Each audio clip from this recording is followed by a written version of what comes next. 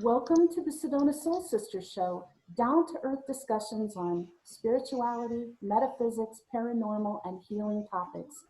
The Sedona Soul Sisters are Roz Reynolds, Terry Ann Russell, and myself, Ivory Lanou. We have offices in Sedona, Arizona, where we see clients from all over the world. Today's topic is dealing with illness through frequencies. And if you have questions about our topic and you're here on the show, you can raise your hand and ask it live. We'll answer it right on the show, or put it in the chat room and we'll answer it. If you're watching this later on our YouTube channel, send us an email. That's in the discussion information of the description of the show. It'll tell you where to send that, and we'll be happy to answer your questions at any time. So, boy, I was thinking about this topic yesterday. So many things that the healing world does really is about frequencies. I mean, energy healing in general really is about frequencies. Yeah, and I don't think people have really thought about what frequency is, or that we are really these frequencies as well. That actually came up yesterday with an editor I'm working with was saying, like, she's very spiritual, and she said, you know, in your book you're talking some stuff about frequencies, and a lot of people are going to say, like, what is frequency? They think of it like a radio station and or something with electronics, and what we're talking about is the vibrations of energetic beings. Everything on the planet has a vibration or a frequency, including human beings. So if you want to have better health, there's a lot of scientific information out there that as you raise your frequency, you can leave health issues behind. So that's what this is about. But we're also talking about, so yes, raising your frequency is good, but we're also talking about healing methods that use frequency to heal you. So Terry Ann, what's your favorite method that uses frequency? Right now, I am so into essential oils. And I didn't realize that they have their own frequencies themselves. I was going to bring a couple bottles with me up, but I didn't. But I wrote some down. Some being the highest frequency is rose, so rose essential oil. That has a frequency of 320 megahertz. And then frankincense, also another one of my favorite when I'm doing healing work. That's like 147 megahertz as well. There's lower ones like peppermint and basil. Those have a lower frequency, but I love to use essential oils in my sessions. I use them at my home, in my car, so everywhere I go, in my bath. And they're really beneficial at helping you in healing or raising your frequencies. You can actually, with the Young Living, they actually make it's called Vitality, and you can actually ingest that one. I totally agree with you about the rose oil specifically. Like, I've always used it when I do mediumship or angelic work, and then I realized I can't wear perfume anymore. It just isn't possible for me because of chemical allergies, chemical sensitivity. But I started wearing very high frequency rose oil spray that's just water and rose oil, and I thought, why not immerse myself in that every day? And I do feel different. I feel better when I have that on and just smelling it. It's also one of the scents. It's one of the essential oils that's in my grief oil that I sell and then sometimes give away little samples to help people move through grief. So it really lifts you out of that deep state of grief as well. There's so many uses. It was actually my niece and then my daughter getting into Young Living and then doTERRA that really opened my eyes to essential oils. I use mostly oils from our friend Erin, who makes such high frequency blends and oils. But that's kind of I have a whole like medicinal cabinet that is essential oils. Yeah, and so if you're dealing with some illness, Roz always tells me about the oregano oil when we were sick last year, and we were going through a heavy stage of grief after the loss of Anthony, and we were sick, I think, 3 times in a row, all of us. And the oregano oil was very helpful in helping us again to clear out that illness that was sitting there, and rub it on your feet. I love actually rubbing it on my feet a lot. I'm I love my feet rubbed, so it's like, oh, put some oil on there and rub it in. So I know every time I get sick, Roz is like, "Are you using your oregano oil?" And I usually get so sick I don't think of oregano oil, so I appreciate that, Roz. And I put on these thick white socks over it to keep it on me and try to put it on several times a day. And it's really great for bronchitis, for flu, for cold. It just makes me feel better, and I move through that illness a lot faster. So I appreciate Roz being our personal little medicine woman here. Well, I've learned a lot from Erin too, and also I have two ladies that I'm friends with, and our clients here in Sedona from Wisdom of the Earth, and they've taught me a lot too, Cynthia and Audrey. And it's very interesting because when all of the years that we were growing up, of course, this was when, like in the 40s and 50s, was when antibiotics just like burst onto the medical scene. And, nobody ever talks about the people that are not as tolerant of antibiotics. And of course, I get to wave my hand in that crowd because I'm not. So, you know, I'm highly allergic to penicillin. I don't really tolerate any sulfur-based antibiotics. So, I mean, there have been a few that I've taken over the years, but once all of these ladies told me, Erin and Cynthia and Audrey started telling me, hey, use this, put this oil on, do this. My body tolerates that much, much better. And, if you are blessed enough to find a really gifted aromatherapist, and they're incredibly intuitive too. I mean, they just tune in and go, oh, well, here, you need to do this.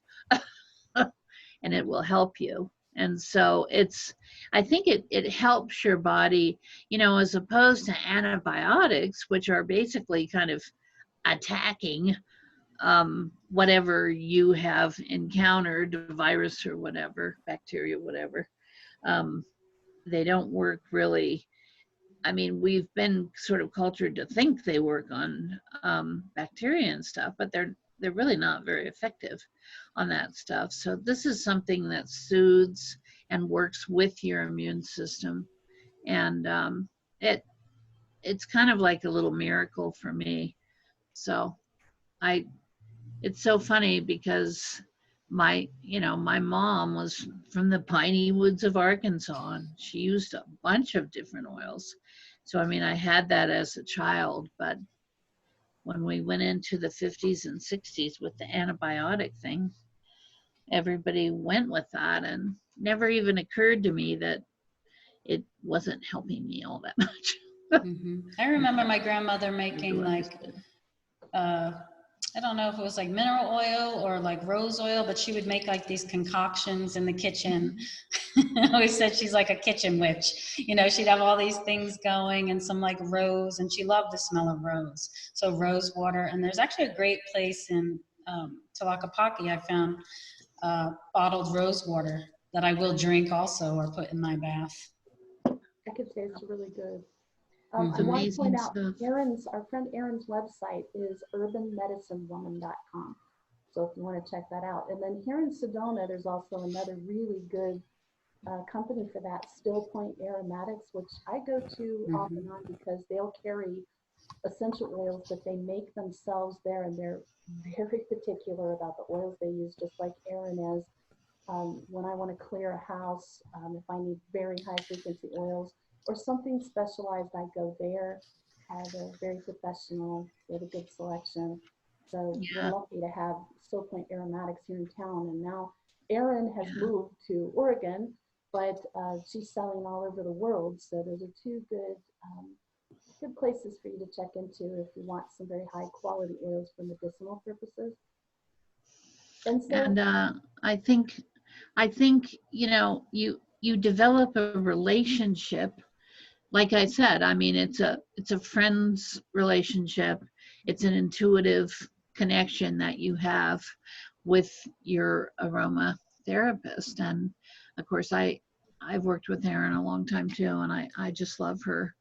And then the two ladies from Still Point, I worked with them when I lived here before I left for a couple of years and returned. And I've also worked for a long time with Cynthia and Audrey from, um, God, now I'm like having Wisdom. a senior moment, going completely blank. I just said their business, but Wisdom of the Earth. They are in Cornville. So, I mean, these are people that are accessible to us right here in our area. And so I like to encourage people to learn as much as they can. I mean, I'm laughing when you're talking about your mother and your grandmother concocting, because my mother always had cedar oil and eucalyptus oil, and I remember her having oregano oil. It's funny, I don't remember her using that as a healing modality, but I certainly remember the other oils that she used. So it's pretty amazing. And I like to use these oils, like if I'm feeling like I'm getting under the weather, quote unquote, I like to use these oils to restore my balance and everything, but I also use them in conjunction with the solfeggio harmonics. So I'll be playing various, frequency levels. I really like 528 hertz. And I like the 432 hertz too. And you don't have to have anything, magical. I mean, you can get on YouTube. You don't have to even buy anything to access these amazing frequencies for healing. And when I feel stressed, really tired, etc., you can bet I've got on, one of those two frequencies. And I was going to talk about that sound healing. Like that's something I learned back in the early 90s because, whoops, just threw my pen somewhere. My first spiritual teacher was a singer. She sang at her church. And she said, oh, you're a singer. You should learn vocal toning. So I did learn that. And I remember laughing so hard because she was singing kind of opera style. And she was really close to me. And she's like, oh, laughing because I didn't expect it.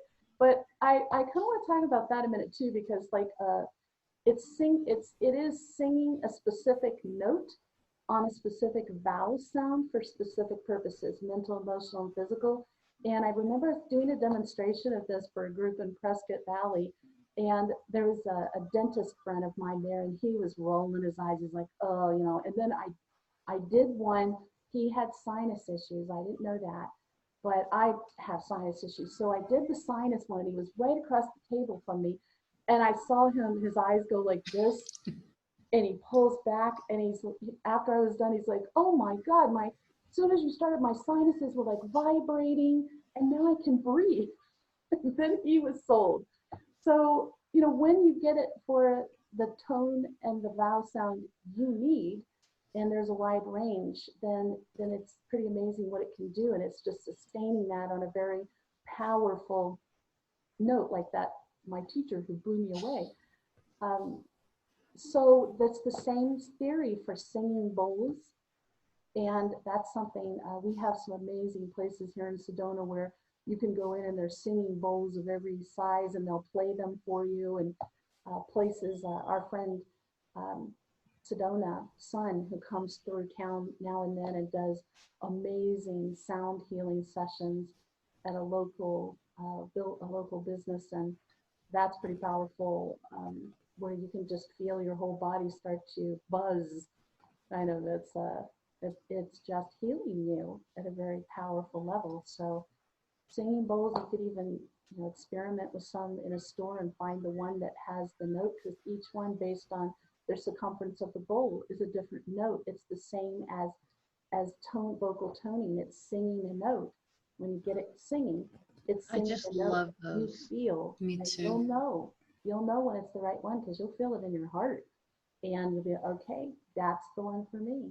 And Roz was talking about those arpeggio and megahertz sounds. Like, it's interesting because I have one that the second I heard it, just like touched me so deeply, and like I felt amazing. I had out of body experience, and I bought it for the office. And I think it doesn't resonate well for Roz, but there's one of those that Roz likes that just kind of sets me on edge. So I think you have to experiment with It's listening to true. the different ones of the healing CDs and music, and see what feels good to you. You might need something different than other people do. So it's For interesting. any of those of you, I mean, we've laughed about my sleep issues, but for any of those of you who your pineal gland just retired from producing melatonin, I guess, I think that's what happened with mine. But I just am the weirdest sleeper, non-sleeper.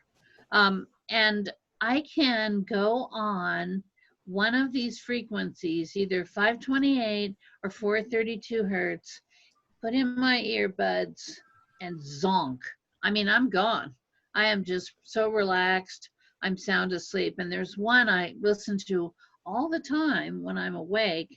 And it's pretty interesting because I grew up by the ocean. So one of the most soothing things to me is listening to the waves and just, smelling the wet sand and the ocean spray and all that. So one of these that I listen to, I think it's called Sleep Time. It actually plays waves in the background, and it is just amazing. I just love that thing. So for those of you who struggle with that, and I do use my oils with that, I also use a crystal that I keep next to my bed. These are all tools that you can use. That's not really an illness, but it's not, it doesn't go far in a thought process to realize you move forward into working with your body when you start getting sick. And your body, it resonates with your body. I always say, like, clients will come in and they're always amazed. Like yesterday, I think I did 2 crystal healings. And at the beginning, that she felt, the first one felt like the crystals were really heavy on her. And then as the session went on, she felt them like lift off of her body. And she was just like in this euphoric phase, and it's so beautiful. Suspension. It's like it creates suspension. Yes. It's amazing. And I love it. I think that, people should try to find out more of what they can about all different crystals or crystal bowls or essential oils, because I always say, like, if you hold it against your body and you can feel it, or you listen to that music and it resonates, it's like playing a song within your body, and that's your frequency, and your body, your physical body's reacting. And I know that crystal healing is definitely about a frequency, because I've talked about this Absolutely. before. I'm going to talk about it again. I was really sick, and Roz is at the office. I'm at my house 10 minutes away, and I'm lying on the sofa. She said, "Do you have a crystal there?" I'm like, "I do." I got the quartz crystal. It's about this big, and I was holding it in my hands, and I had it here on my chest, laying on my back. And she started working on me, and the first thing I felt was a vibration within the quartz. And then the quartz started getting hotter and hotter and hot. Never got hot, like hurt my hands, but it got warmer and warmer and warmer. And I started feeling that frequency, that buzzing going through my body. And that was definitely a turning point for me, where I finally started getting well pretty quick. So I know both of you do crystal healing. I think if you want to talk about that, that is not my expertise, just my experience with it. Well, and I think it's really important for people to hear stories like that and to realize that this isn't woo-woo, this is physics. It's These science. crystals have a vibrational field, a frequency, different ones, different levels. And when you're working with the frequencies around yourself or other people in their auric field, you can kind of coordinate the crystals to go with what's going on with yourself or the client, and allow their body to respond, and their whole mind, body, spirit responds. It's not like you're just giving somebody a pill. And these are tools of healing. And ancient people knew this stuff, but we've gradually lost a lot of that. Every once in a while, I hear about different places in the country, different clinics where they are doing vibrational work and they are using color, light, and sound and crystals to create healing frequencies to help people recover, from serious, very serious illnesses. But these places are very quiet and under the radar. So you got to kind of search those things out to find I them. think together, the color, the light, and the sound frequencies, especially if you're very ill. I've known somebody that's done that all together at once and had miraculous shift in how they felt. Yeah. In the past, I mean, and before I had offices in Sedona, starting in 2004, I didn't broadcast to people that I did crystal healing work. I just would say, "Oh, here, hold this." You'd be doing a reading, say, "Why don't you hold this?" Because you can feel, that certain crystals are going to vibrate with certain emotional and spiritual and physical things that people are experiencing. So if you have them just take that crystal and you're working with it and you're vibrating, your energy is vibrating it to create a healing frequency for them, And it that just, works. it verifies that it doesn't matter if you believe in it or not. It works because it's science. It's kind of like Yeah. if you went to a dentist and you get your teeth cleaned, do you have to believe your teeth are being cleaned for them to be clean? No, it's just going to work because the tools that they have, clean teeth. So frequency can help you very much with anything going on, and really very helpful with mental energies. So right now, Yes. I know we're kind of hammering this, but it's such a huge issue worldwide right now, this anxiety and fear, the uncertainty. You can really break through a lot of that and get your balance again through some frequency healing, whether it's energy healing, the sound healing, crystal healing, whatever resonates for you, whatever you want to explore. And maybe one thing will work better for you than something else. I Yeah, think that's a good too, point. I think too, people have to realize that when someone is at the end of whatever traditional medical approach can do for them, and they're told basically, well, there's nothing else we can do for you, that seems to be when they're able to relax and go, oh, well, I'm going to try this then. Mm-hmm. And I mean, that's what I did with Sophia when yeah, traditional medicine failed us for year after year after year. And I was like, I have to do something. And the last thing I think they wanted to do was like a bone marrow test, and it just didn't feel good with me. And I said, I can't do it, and I'm going to go towards energy healing and start to learn to heal her. And my parents were like, oh my God, are you crazy? Like, how can you take her out of traditional medicine? I'm like, well, traditional medicine has failed us. There's no other alternative for us now. I mean, and you see her now, she's getting big and growing, and she's 4.5 years, no blood transfusions. And you can't push that away and be like, oh yeah, well, that's energy healing, whatever, you know. There's 6,000 years of history of successful healing with that. So it's very well established. It's just our country that true. thinks it's a fringe thing or woo woo. And it is gaining more foothold as the years go by. People are tired of medications with side effects. They're tired of medications that cause more problems than they had for the reason they took it, and interactions with medications and all of that. It's not healthy. We're just putting more and more chemicals in our bodies. So that for me was one of my main motivations in learning more about energy healing, getting involved in the essential oils, and I get different kinds of healing. Obviously, we have our own little network, but we also have friends outside of our little network, an extended network that we can heal each other and help. And it's quite amazing the amount of medication that I've been able to get off of. And improvements I've made in my immune system through these natural methods. Let's talk about energy healing. I love energy healing. I did 2 sessions back to back yesterday, and Roz saw me. I was like, I can run a marathon. Let's go. She was just radiating My sister, Yeah. high frequency.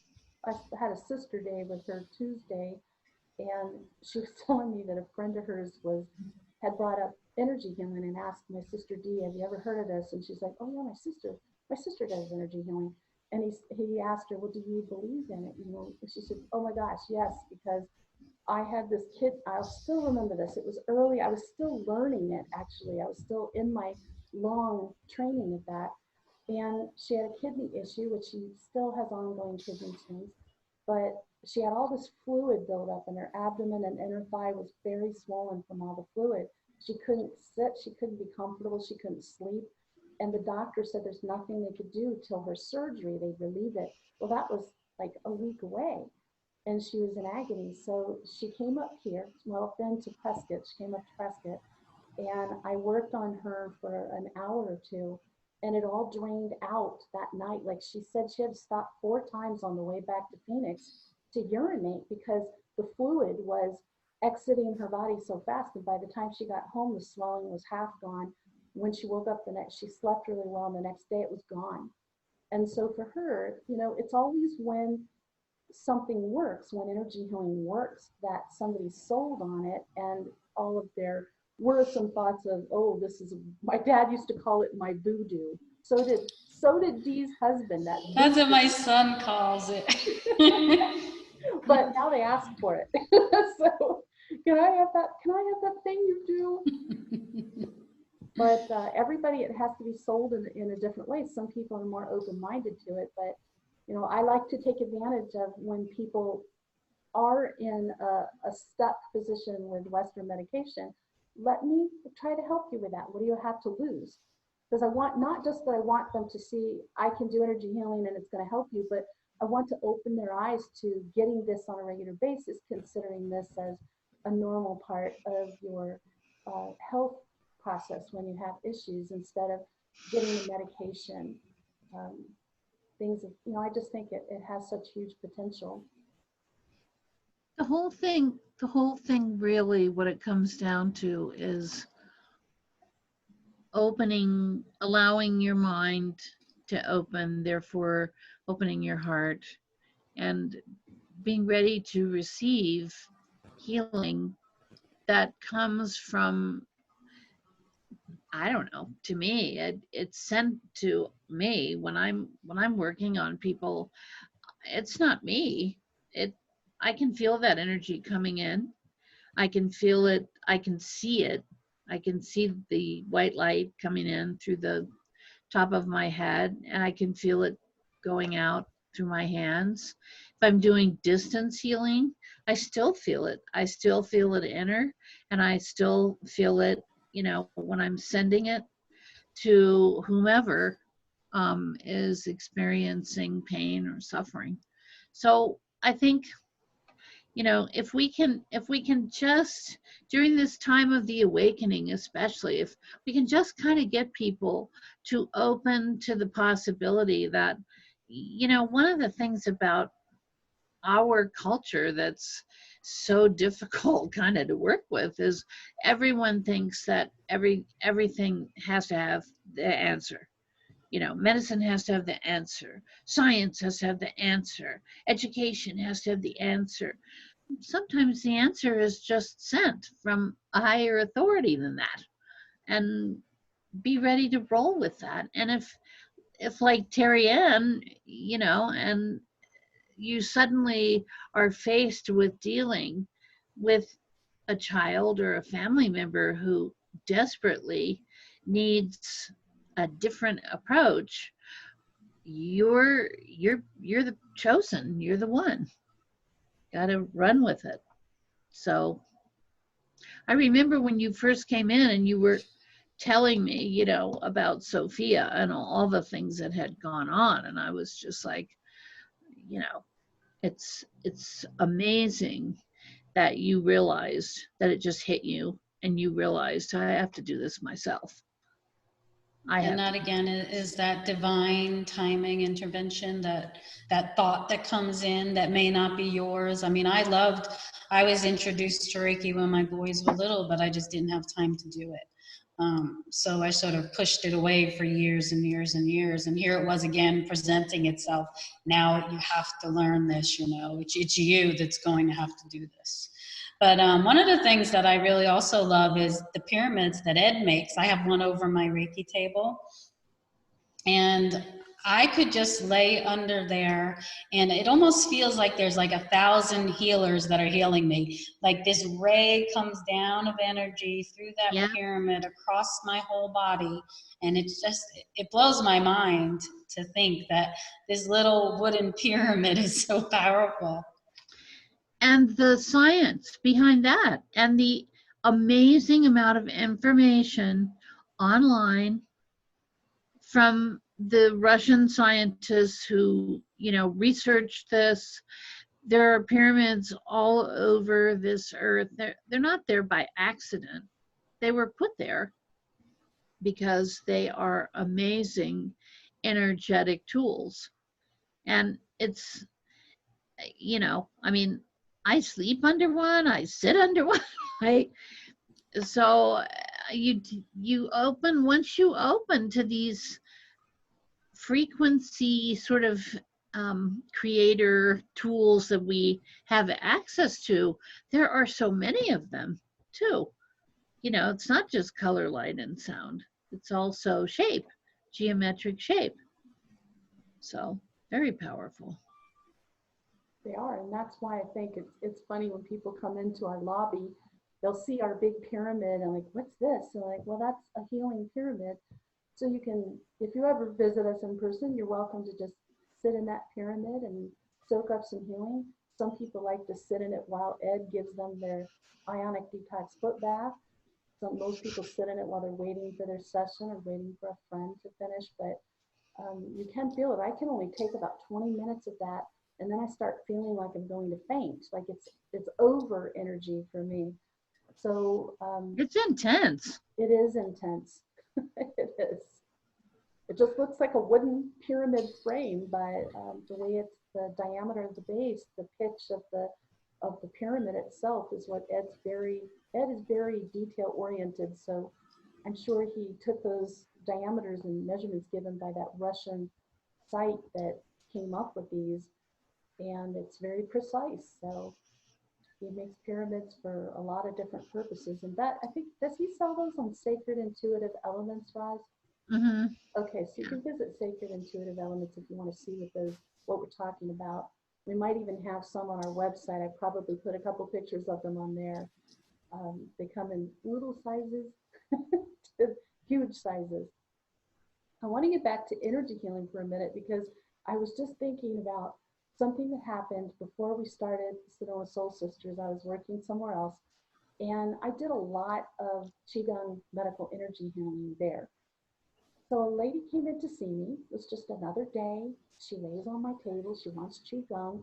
And I start to work on her, and almost immediately, as my hands were moving over her body, there was this crazy energetic connection between us. Like my whole body started to go like shaking like this, and I could see her body. I wasn't touching her, and her body started shaking. And she turned and looked at me, and she goes, "What is that?" And I'm just probably a little surprised too, because I'm like, I don't know. And I finished the session. It never stopped. It just intensified. Afterwards, I find out she's an energy healer. So I think you get two energy healers together. That's what woke me up to. This is a frequency for sure. This is like, but it was the only time I've ever felt that. But it was pretty crazy and very powerful. And I think that happened to prove a point to me, to show me something that it's even more than I thought it was. And I already had been sold for a couple decades at that point. But I'm sure, we've all had experiences that are, you just cannot expect everything that's going to happen when you do healing work. Sometimes it shocks you in a good way. That shocked me too, Leslie. Opens you up, right? It's like two Aries together. I would never know as a Virgo. I think I only dated an Aries once, and it didn't last long because it was like pow. Yeah, as a relationship thing, there are certain signs that it doesn't work. Aries is one. I would think Scorpio would be another, two Scorpios together. I don't know. Yeah, I would think so too. I don't have the astrological knowledge to address it, but it's for sure true. But energy healing, that's still always my first love. It really helped save my daughter's life. Everywhere I go, I share her story with people because it opened my eyes. It opened my family's eyes to see. I mean, we have no explanation as to why it worked, why she's not getting blood transfusions any longer. Her doctors are all astounded, but it worked. So I'm not going to question it. I'm just going to go with it. And that really is what sort of shifted everything when I started working on her and I started learning about Reiki.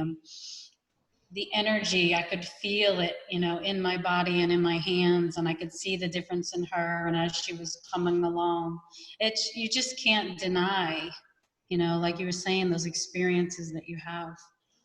Sounds like another book to me, Tanya. I thought so too. I think a lot of parents who have children that Western medicine cannot help would be interested in hearing that experience you've had. Yeah. Very interested. And seeing your daughter's future cooking show. She'll be Rachel Ray. Sassy Rachel Ray. That'll be her. I'm trying to think about, there was something else I wanted to mention. Oh, when you come back to like sound healing, I was thinking about this yesterday, like even for babies, how it works for them to be sung to. Those very soft nursery, the little, rock-a-bye baby, sung softly, and there's something about that particular melody, like, oh weird, I just felt frequency in my body right then.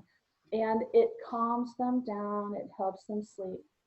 That's true of all music, and I'm really sensitive to that, to my daughter's detriment. So certain music makes me feel great, and like music is a huge part of my life. It has been since I was a child, like 18 months old, singing and music. So certain music like really lifts me, and I feel my frequency rise so high, and I feel good and pure and clear. And then other music, and I'm going to say specifically rap and a lot of hip hop, makes me feel like I'm going to explode at a cellular level. It doesn't matter who the artist is. And death metal, I found that out.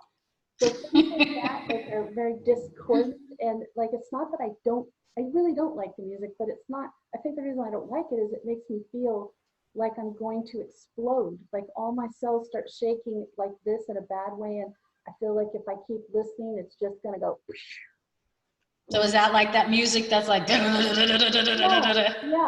So when I told you ladies once, my friend and I, her son has a death metal group, or he did at the time, and he wanted us to stand on either side of the stage in our Xena costumes with these swords, and I had earplugs in because I was warned, and even so, at the end of the show, I was flattened for a week because of what that was doing to me at a cellular level. So pay attention to that. With music, it's either feeding you or it's harming you for a lot of people. And pay attention to how your body feels, how your mind feels. It'll tell you what's good for you and what's not. It's different for different people. I know lots of people who love that music. That's their favorite music. Good for them. I don't know. I know I'm ultra sensitive with everything. I'm aware of that.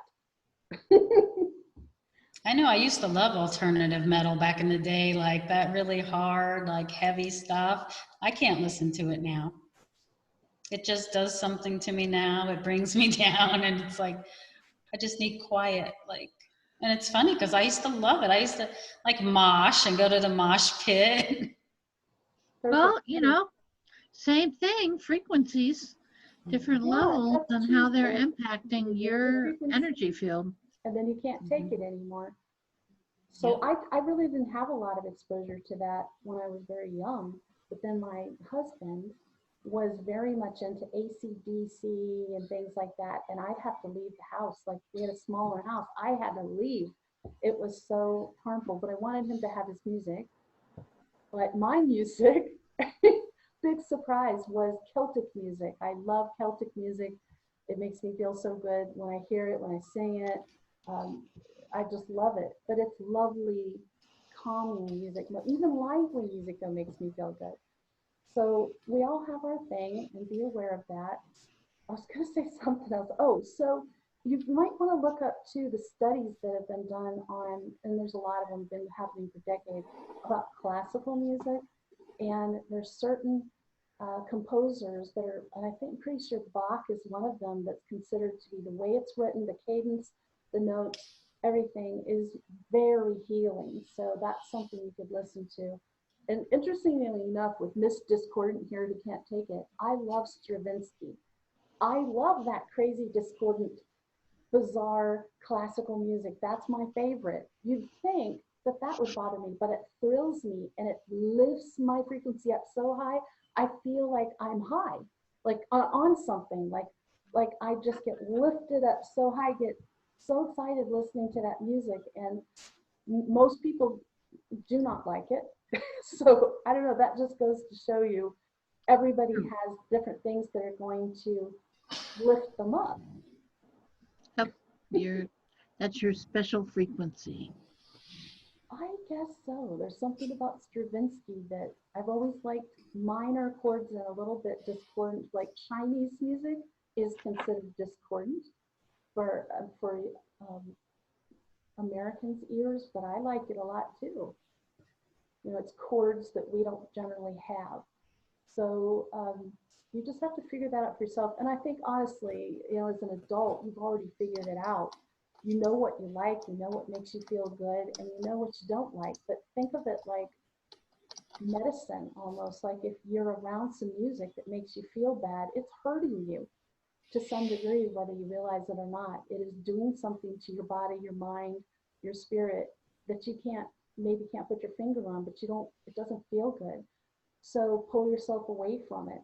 You know, get yourself away from that, because there's power in that sound that you're listening to, whether it's meant to be or not. And there's a lot of music out there that's written to heal. I used to channel, I'm sure what was happening, I missed this. I used to dream songs, either the melody, the lyrics, or both, and I'd wake up and I'd run to my piano and write it all down, and I'd driving and I'd get the same thing. I must have been channeling some composer at that time, because it happened for maybe 6 years and then it never happened again. So I'm asking, please come back, because that was really wonderful.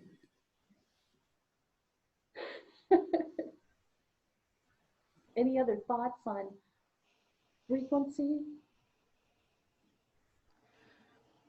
I just think be open. I think another thing is like how our website, Ed, our Bearded Soul Sister, set up our website to help you decide who you resonate with. Well, when you resonate with something, that's about frequency. So one of the Absolutely. is you need to resonate with who is healing you, who you're talking with. However, your counseling is healing, and it's healing through a lot of the voice of the counselor. If you get hypnotism, you have to enjoy the voice of the hypnotist, or it's not going to be effective or as effective for you. So that's why it's so important to really tune in to, there's a reason why we show our faces, why we write our thoughts, why we have videos, so you can watch us and really get an idea of our energy and whether you'll resonate with it before you spend a dime. I'm not trying to push services, but we're explaining how resonation and how frequency is so enmeshed in everything we do as humans. Most people don't realize it. It's true. Any other thoughts for today? I guess not. We're resonated out today. Frequency over. Thank you for watching the Sedona Soul Sisters show. If you would like more information about us or our services, please visit our website, sedonasoulsisters.com. And remember, you can email your questions at any time. If you're watching this later on YouTube, look at the description for the email address. Tune in next Friday when the topic is You Can Make the World a Better Place. Oh, I'm so ready for that. Me too. This time. In the meantime, have a beautiful week. We'll see you next Friday.